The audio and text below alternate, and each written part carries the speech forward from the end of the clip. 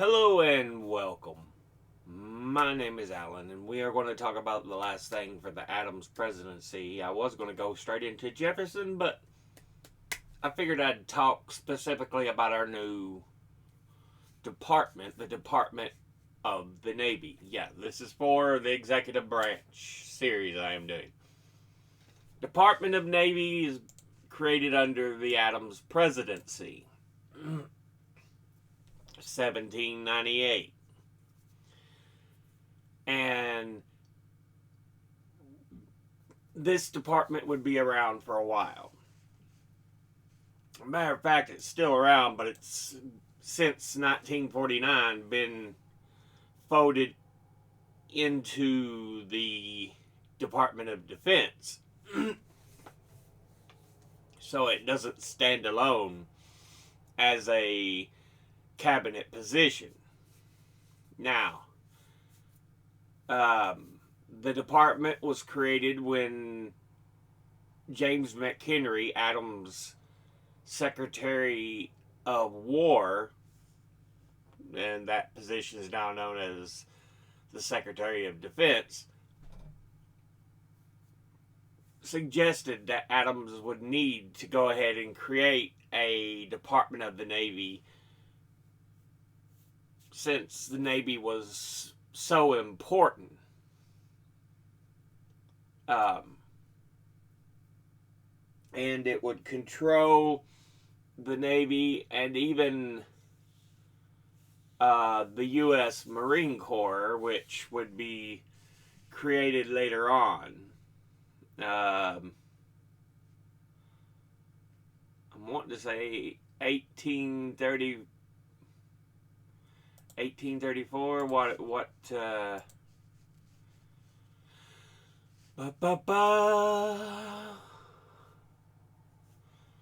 No, it says they were founded in 1798.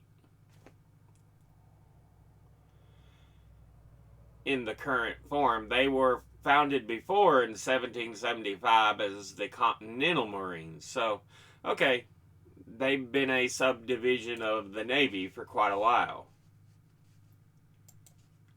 Now, the Department of the Navy would also, during wartime, control our U.S. Coast Guard, which is meant for coastal defense. Kind of like the National Guard. They're supposed to be for national protection and stuff, not necessarily to be sent off to fight other wars, but that happens at times. But yeah, the first Secretary of Defense under Adams, where the department was first created, would be Benjamin Stoddart. I believe it was. Oh,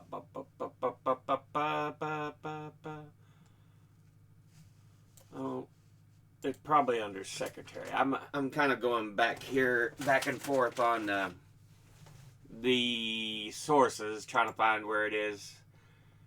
Probably be under Secretary, maybe. Continental Congress, Executive Department. Yeah, Benjamin Stoddart would be our first Secretary of the Navy. And he would serve from June of 1798 until the end of March 1801. Also lasting into Thomas Jefferson's term a little bit. So yeah. Before he was the Secretary of the Navy, there were acting secretaries of the Navy as part of the Continental Congress. Because remember, while the current Department of the Navy has existed since 1798, there was a Continental Navy, Continental Marines, um, to kind of be head of our naval department during the Revolutionary War. And its members were John Adams, who served as chairman, and then members were like John Langdon, Silas Deane, Joseph Hughes. Then they became the Continental Navy Board. They were underneath that Marine Committee, the members I listed there. And chairman of the Continental Board of Admiralty was Francis Lewis. Secretary of the Marines, Alexander McDougall. And agent of the Marines, which would turn into the Superintendent of Finance, Robert Morris. So there are some familiar names on that list.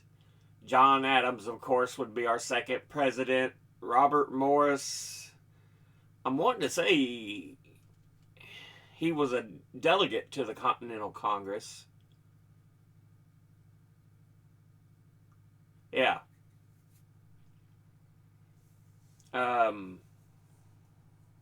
He also would serve in the U.S. Senate after we formed the Constitution and everything. But there, like I said, number of interesting characters. They would be part of the Continental Marines that would exist. And yeah. Then, like I said, 1798,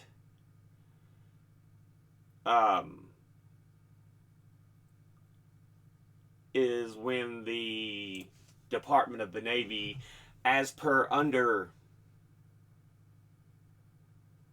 the Constitution and everything, and the modern executive departments, would be founded, and the first secretary of the Navy would be Benjamin Stoddert. Now,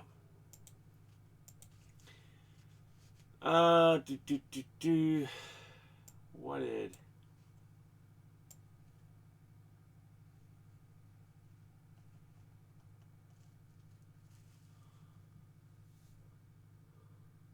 Well, I thought it was something...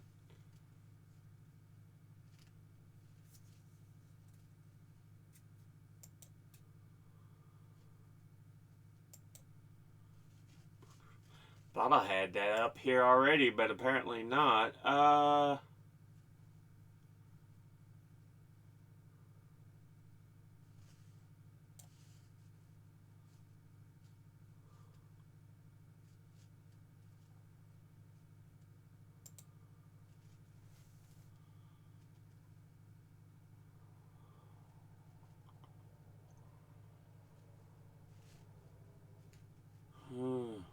I thought I had something up here on the military, the actual Navy's website, but apparently I don't. I don't know where it went to. So I'll just close that out.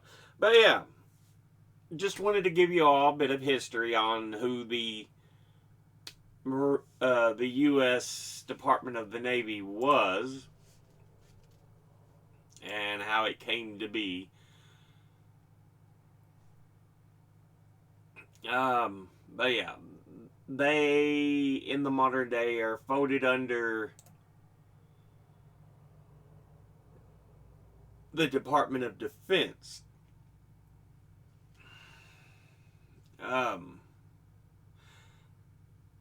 The actual department is still headed by a Secretary of the Navy, also known as the SecNav in naval jargon, who has authority to conduct all of the affairs of the department. Subject to lawful authority, the Secretary of Defense, and the President. So yeah. three people as far as their control of the Navy. So, President, Secretary of the Navy, Secretary of Defense, then Secretary of the Navy. The Secretary of the Navy is appointed by the President with the advice and consent of the Senate. The Secretary is assisted by Undersecretary of the Navy, 4 Assistant Secretaries of the Navy, and General Counsel of the Department of the Navy, who are appointed by the President with the advice and consent of the Senate. The highest ranking military officers in the Department of the Navy are the Chief of Naval Operations and the Commandant of the Marine Corps. So yeah, highest ranking military officers. And yeah, Chief of Naval Operations and Marine Corps Commandant, who are the principal military advisors to the Secretary of the Navy. They supervise the respective military services of the Department of the Navy, and in a separate capacity serve as members of the Joint Chiefs of Staff. They are assisted by Vice Chief of Naval Operations and an Assistant Commandant of the Marine Corps. So, yeah, you have from the top the Executive Cabinet departments, the Department of Defense and the Department of Homeland Security. And they're followed by the subdivisions, the Office of the Secretary of Defense and the Joint Chiefs of Staff in their military departments, the U.S. Department of the Army, the U.S. Department of the Navy, and the U.S. Department of the Air Force. And then they have the military branches which they control: the U.S. Army, the U.S. Marines, the U.S. Navy, U.S. Air Force, U.S. Space Force, and U.S. Coast Guard. Then there's the command structures.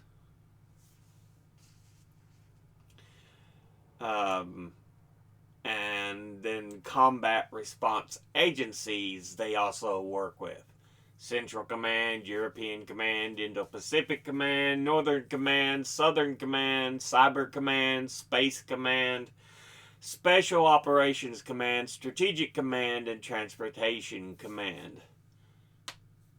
So to give you an idea of some of the rank and file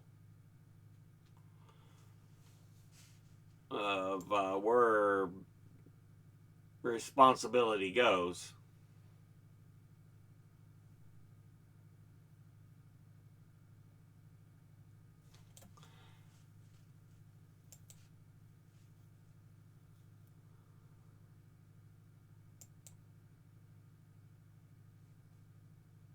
Okay, so the command structure is the Unified Combatant Commands and Combat Support Agencies, which I listed off there at the end. There's also apparently an Africa Command.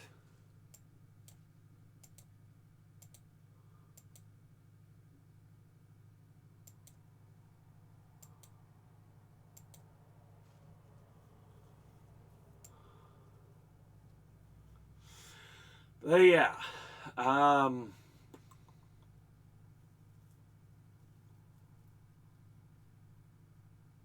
those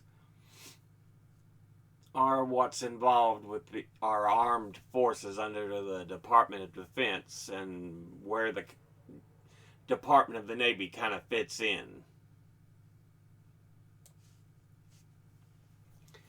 So yeah, the Secretary of the Navy himself working for the Secretary of Defense, and then the President.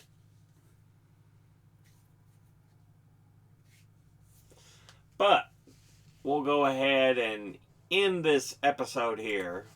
As always, educate thyself, think, read, study, learn. Someone tells you something you have trouble believing, Ask them to cite their sources. I'll be putting some links in the description box below the video. Thank you all for watching. I'll see you all in the next one. Until then, later.